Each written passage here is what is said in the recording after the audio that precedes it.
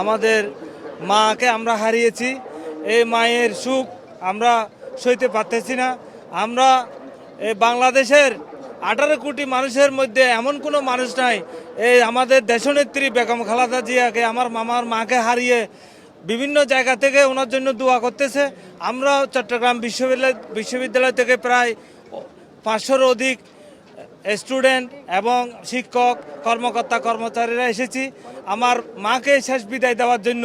বড় একটা গার্জিয়ান হারালাম, এগুলো পূরণীয় না, কেননা সব গার্জিয়ান হারাইলে গার্জিয়ান পাওয়া যায়, কিছু গার্জিয়ান হারাইলে সেটা পাওয়া যায় না, সেটা আমরা বুঝি। প্রত্যেকটা জেনারেশন রাজনীতি করার পেছনে একটা অনুপ্রেরণার প্রয়োজন হয়। আগামী প্রজন্ম হয়তো অনুপ্রেরণা নিয়ে রাজনীতি করার মতো একটি মানুষকে হারাইছেন, এবং এই অনুপ্রেরণাটা তারা যোগাইতে পারবেন কিনা সেটার জন্য আমাদের আরও কয়েকটা যুগ অপেক্ষা করতে হবে। সে সফল নারী প্রধানমন্ত্রী এবং আপসহীন প্রধানমন্ত্রী, এবং আমাদের রাজপথে নেমে আসা আজকে তার আপসহীনতার কারণেই, তার সাহসিকতার কারণেই আজকে আমাদের রাজপথে নেমে আসা, এবং সে সার্থক সফল।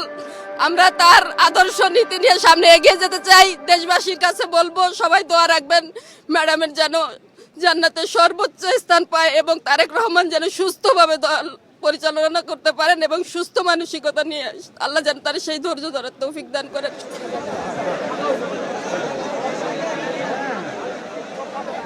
মানুষের এই মহাসমুদ্রই বলে দিয়েছে বিদায় বেলায় কতটা ভালোবাসা পেয়েছেন 3বারের প্রধানমন্ত্রী বেগম খালেদা জিয়া। লাখো মানুষের অংশগ্রহণে তার এই জানাজা হয়ে থাকলো দেশের ইতিহাসের সবচেয়ে বড় জমায়েত হিসেবে।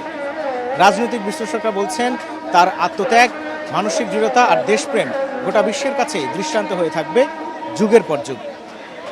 মাহমুদ কমল, মাছরাঙা সংবাদ, মানিক মে এভিনিউ, ঢাকা।